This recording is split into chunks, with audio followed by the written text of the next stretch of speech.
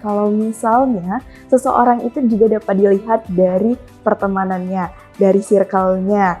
Jali salih wasu, perumpamaan orang-orang ya, perumpamaan teman-teman yang baik dan teman-teman yang tak baik itu kamathali hamilil miski wa nafikhi al-kir, seperti yaitu seperti penjual minyak wangi dan tukang pandai besi. Ternyata circle itu sangat penting ya Pak dalam menentukan arah hidup seseorang, karena pertemanan itu bisa membawa kita hal baik atau malah bisa menjerumuskan kita pula gitu ya Pak.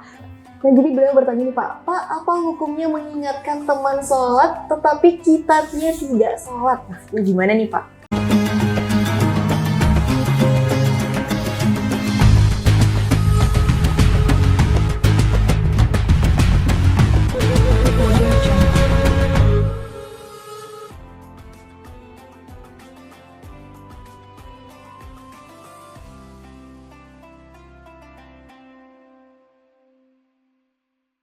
Assalamualaikum warahmatullahi wabarakatuh.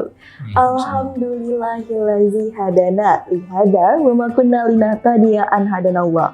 Puji syukur kita haturkan kepada Allah Subhanahu wa taala yang mana masih memberikan kita kesempatan untuk bertemu di bulan suci Ramadan ini. Suskazen, gak terasa kita sudah memasuki minggu-minggu terakhir di bulan Ramadan dan diharapkan kita tetap semangat untuk menjalankan ibadah-ibadah meskipun sudah di minggu-minggu terakhir nih. Halo Suskazen, selamat datang kembali di Ruang Refleksi Diri, tempat kita memperbaiki diri dan menenangkan hati. Di mana lagi kalau bukan di Sirani, Siraman Rohani.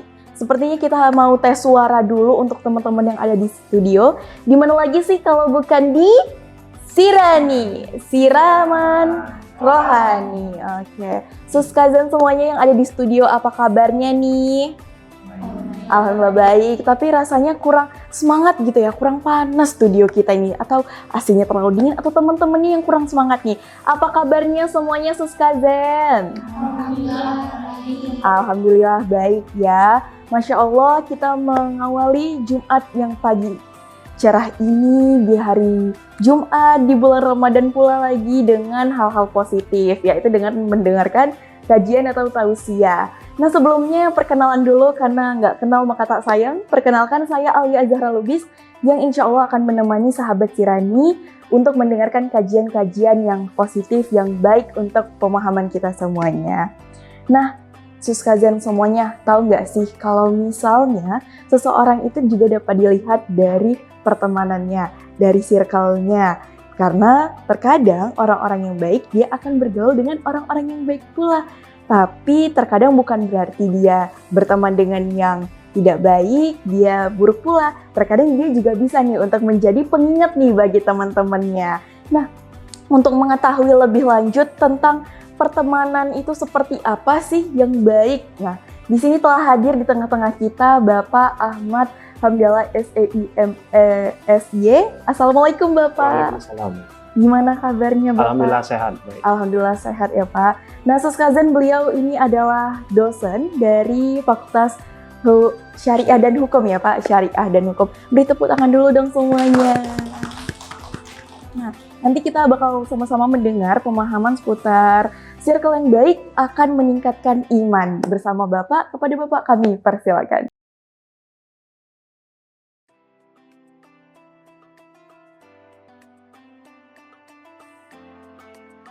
Baik, terima kasih host kita ya. Assalamualaikum warahmatullahi wabarakatuh.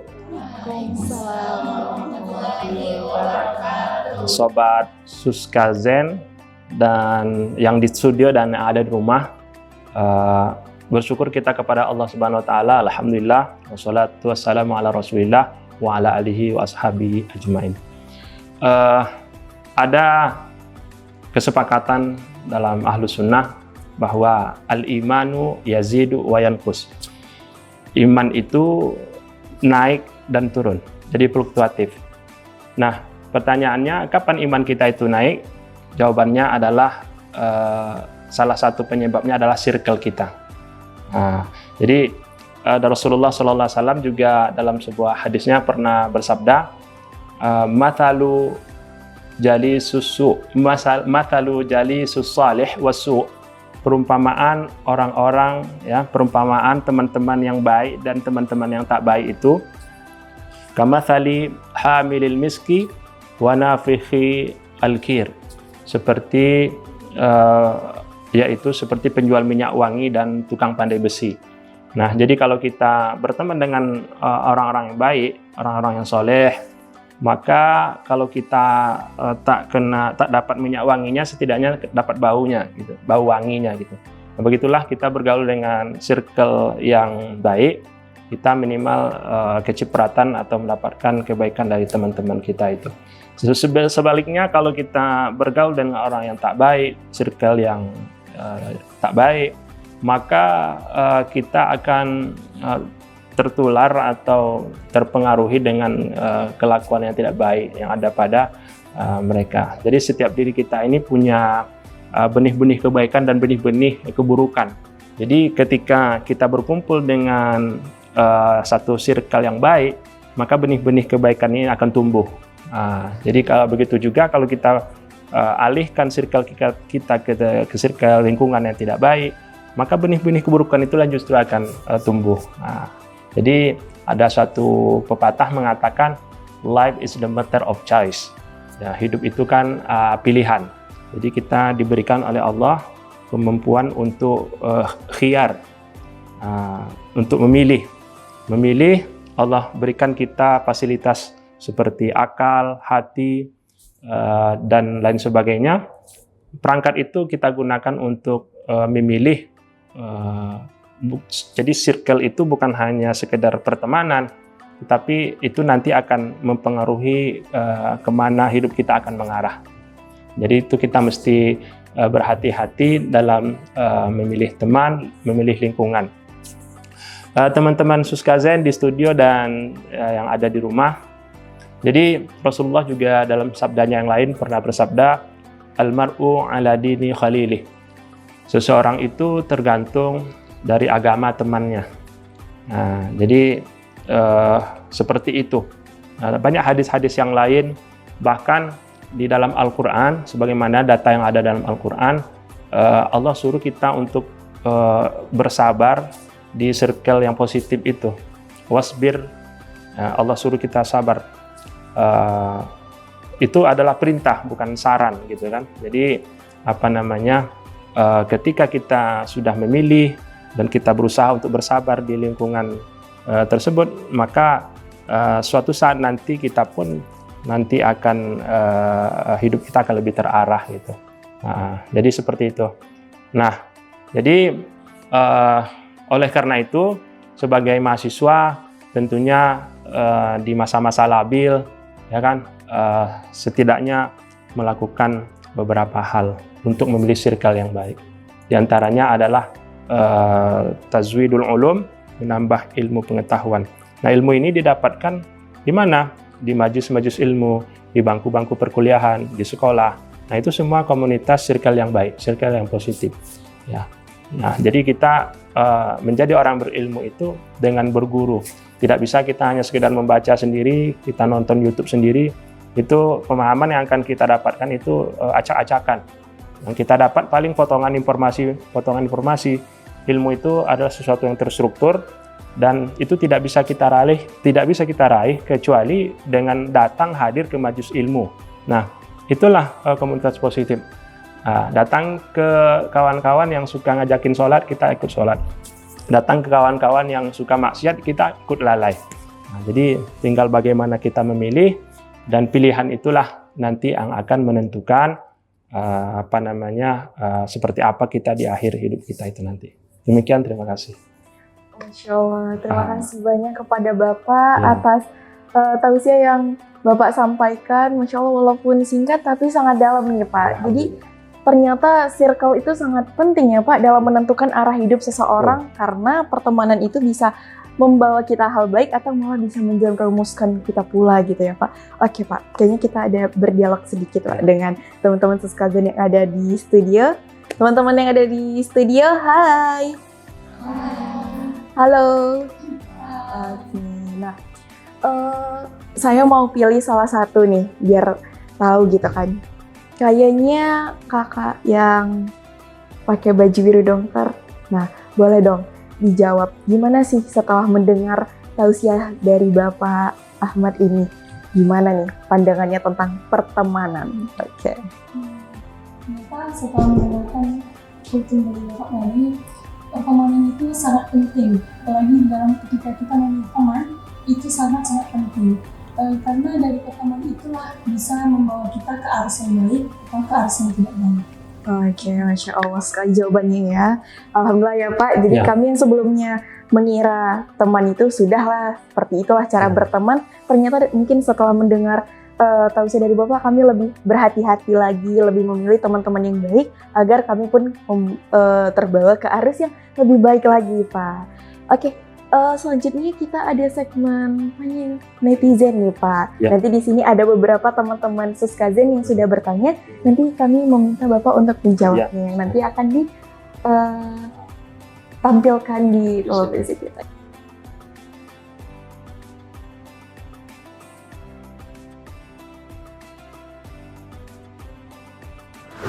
Oke. Untuk pertanyaan pertama nih Pak, dari Cici Aurelia. Dia bertanya nih Pak, Ustadz, teman saya buka bersama di masjid tapi nggak tarawih. Mohon penjelasannya. Ini circle seperti apa sih nih Ustadz? Iya. Baik, saya jawab ya. Suka buka bersama tapi nggak tarawih. Ya, baik. Terima kasih. Jadi berbuka puasa itu adalah bagian dari ibadah, rangkaian ibadah puasa, dan kita disunahkan untuk menyegerakan berbuka. Jadi ada suatu ungkapan yang menarik, kalau ingin melihat tingkat kedisiplinan umat Islam, lihatlah saat mereka hendak berbuka puasa. Nah, jadi belum lagi 15 menit, 20 menit udah rapi duduk di meja hidangan, meja berbuka. Tetapi ketika azan berkumandang, Allahu Akbar, yang datang cuma berapa orang, apalagi sholat tarawih. Nah, walaupun ibadah sholat tarawih itu sunnah, tetapi kata Rasulullah, man qama ramadhana imanan wa ihtisaban, ghufira lahu ma taqaddama min dhanbi. Siapa yang mendirikan malam-malam Ramadan dengan penuh keimanan dan hanya berharap kepada Allah Subhanahu wa taala, maka akan Allah hapus dosa-dosanya yang telah lalu. Jadi sayang dong kita udah enak-enak makan bersama, ketemu dengan circle-nya kan, tapi kita nggak meraih keampunan dari Allah, itu kan rugi. Nah, jadi orang seperti itu, teman yang seperti itu kita ingatkan lagi, kalau kita pengen hidupnya berkah, beruntung, dapat ampunan Allah, kita ikut dua-duanya, ikut buka bersama ya juga, habis itu taraweh ya juga, jadi kita dapat dua-duanya. Oke, baik, terima kasih nih Pak. Oke. Jadi untuk Kak Cici nanti ke depannya, kalau misalnya teman-teman yang nggak mau sholat tarawih, tapi kitanya yang jadi pengingat nih, jadi biar sama-sama ke surganya Allah. Oke, mungkin ada pertanyaan selanjutnya nih ya, dari RZKY Agung gitu Pak. Nah, jadi beliau bertanya nih Pak, apa hukumnya mengingatkan teman sholat tetapi kitanya tidak sholat? Nah, ini gimana nih Pak? Mengingatkan orang sholat tapi kitanya nggak sholat gitu ya. Ini ibarat apa nih ya? Dakwah, ini kan fakultas dakwah ya. Dakwah yang efektif itu adalah dakwah dengan hal, dakwah dengan keadaan kita. Jadi walaupun kita nggak ngomong, nggak ngajakin orang sholat, kita cuma sholat aja, kita sholat di masjid, ya kan? Kita memang melaksanakan kewajiban, nggak pernah kita ayo sholat, nggak pernah. Itu lebih punya power daripada yuk sholat yuk, kamu sholat nggak? Padahal dia, apalagi dia nggak sholat kan? Nah, jadi kalau pengen efektif dan efisien dalam berdakwah ya kita memberikan contoh. Nah, jadi kan ada tulisan di punggung baju kaos itu, live to inspire gitu ya, hidup itu untuk inspirasi orang. Jadi nggak perlu kita banyak ngomong, yang penting ya ahwal keadaan kita itu sudah powerful sebagai dakwah, ajakan untuk orang lain supaya masuk ke circle positif yang lebih baik. Ya. Jadi mulai dari diri sendiri dulu ya Pak, baru kita ajak orang lain. Kalau misalnya kita juga nggak bisa gitu ya Pak, mulai dari diri kita. Ini ada pertanyaan terakhir nih Pak. Nah, dari Linda MTD, Ustadz, apa yang perlu kita evaluasi dari pertemanan biar lebih mendekatkan diri ke Allah? Baik, ini tentang evaluasi dari pertemanan ya. Iya. Ya, saya jawab. Jadi berteman itu adalah ujian. Saya adalah ujian bagi teman saya, dan teman saya adalah batu ujian bagi saya. Jadi nggak ada yang namanya berteman lalu nggak ada masalah. Itu rasanya nggak mungkin gitu. Jadi ada dinamika, ada pahit manis, ada senang susah, itu dijalani bersama. Nah, jadi apa yang harus kita evaluasi? Yang pertama yaitu kita pahami bahwa sebelum kita kenal dengan kawan kita, ya kan, kita kan melewati tangga yang namanya ta'aruf. Kita kenalan. Misalnya saya kenalan dengan host kita namanya Alia. Saya baru kenal dengan Alia. Lalu ada pepatah Arab mengatakan idza ta'arafta tata fahamta. Apabila kamu sudah saling kenal, kamu akan saling understanding. Lalu wa idza tafahamta tata awanta. Apabila kamu sudah saling memahami di antara kamu akan saling ta'awun, tolong menolong. Wa idza ta'awanta tata kafalta. Nah, itu yang di atas. Apabila kamu sudah saling tolong menolong, maka kamu akan saling takaful. Takaful itu maknanya saling you are absorb weakness of your friend, gitu kan? Kamu menutupi kekurangan yang ada pada temanmu dengan kelebihan yang kamu punya. Dan kita ditutupi kekurangan kita oleh teman kita dan kelebihan yang mereka punya. Jadi seperti itu, kita saling menutupi kekurangan satu sama lain, kita tidak mengumbar aib teman kita saling tolong menolong, kita saling memahami. Nah, itu semua kalau kita evaluasi, nanti pertemanan kita insya Allah akan mengarah kepada mendekatkan diri kita ke hadirat Allah Subhanahu wa taala. Terima kasih sekali jawabannya. Iya, sama-sama. Oke, jadi ustazin semuanya yang ada di rumah. Nah, itulah tadi jawaban-jawabannya. Alhamdulillah sudah dijawab Bapak secara satu persatu, secara detail ya Pak. Jadi yang mungkin belum bisa tidur karena belum kejawab pertanyaannya, nah sekarang udah dijawab. Nah, yang belumnya nggak tahu jadi udah tahu nih. Nah, sebelumnya kami juga mau ucapkan terima kasih sebesar-besarnya kepada Bapak yang telah menyempatkan waktunya untuk hadir di tengah-tengah kita, yang menyempatkan waktunya untuk hadir di studio kita, yang telah memberikan kita pesan, amanat tentang pentingnya memilih teman. Seperti itu, Pak. Nah, untuk teman-teman semuanya, untuk teman-teman Suskazen, jangan lupa untuk terus tonton episode selanjutnya.